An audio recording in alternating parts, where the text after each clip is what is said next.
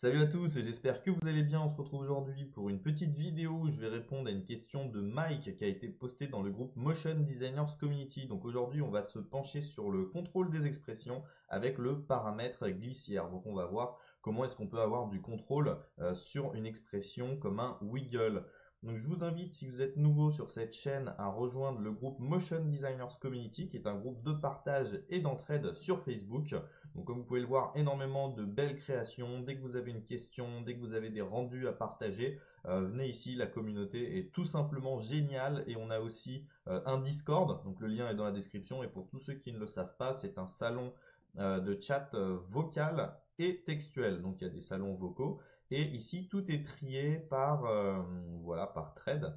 Donc vous avez des salons de talk généraux, vous avez un salon d'aide, un salon tuto, un salon vidéo, VFX, 3D, illustration, work in progress, ask critique, il y a même des jobs offers, inspiration, un salon spécial pour les configs de PC. Donc comme vous pouvez le voir, c'est un petit peu tout ce tout ce qu'il y a dans le groupe Facebook, mais trié par différents topics et évidemment sans pub et avec tous les membres de la MD Community. Il y a même un petit système d'amis, de messages perso.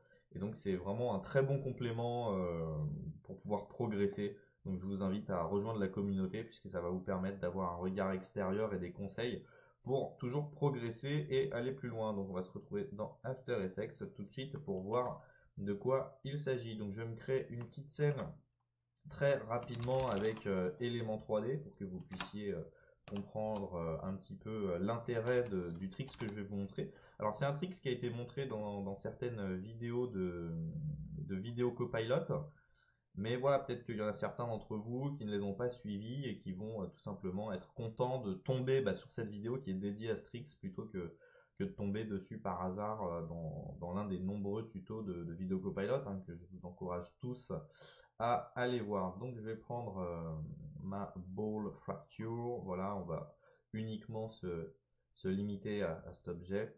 Voilà, je peux lui ajouter une petite texture sympathique, un petit environnement. Voilà, pour que ce soit un peu plus cool.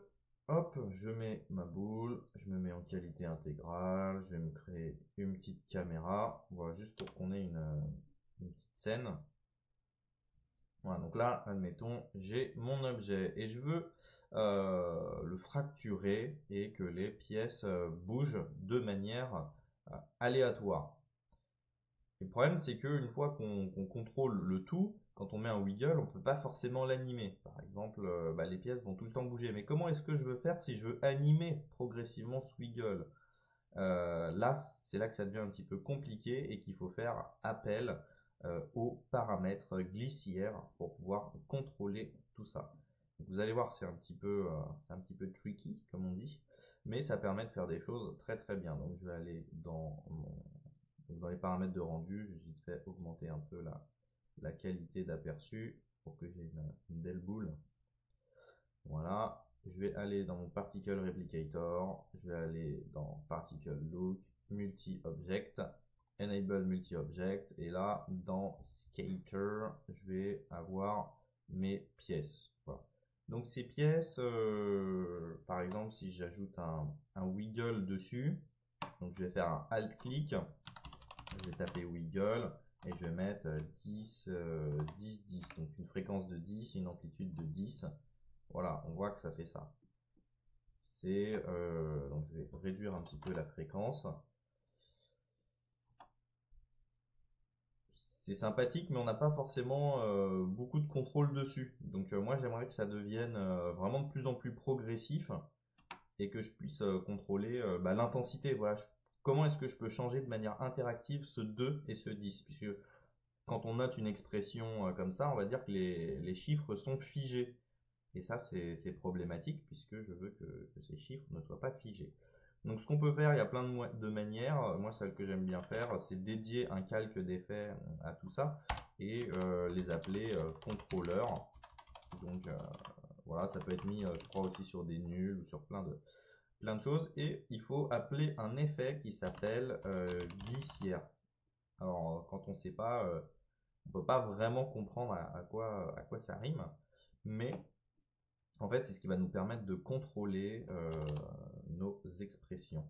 Donc, fréquence, amplitude. Donc, je vais aller sur mon contrôleur et je vais mettre deux paramètres glissières. Donc, celui-là, on va l'appeler fréquence wiggle. Donc, j'appuie sur Entrée pour renommer les effets. Amplitude wiggle. Et là, en fait, ce que je viens faire, c'est que je viens surligner le 2. Petit goupillon ici. Je le mets sur le curseur. Donc là, il y a Discom Player, contrôleur, effect, fréquence wiggle, curseur qui vient se mettre. Et là, je vais prendre le 10 et je viens le mettre sur l'autre paramètre ici, curseur.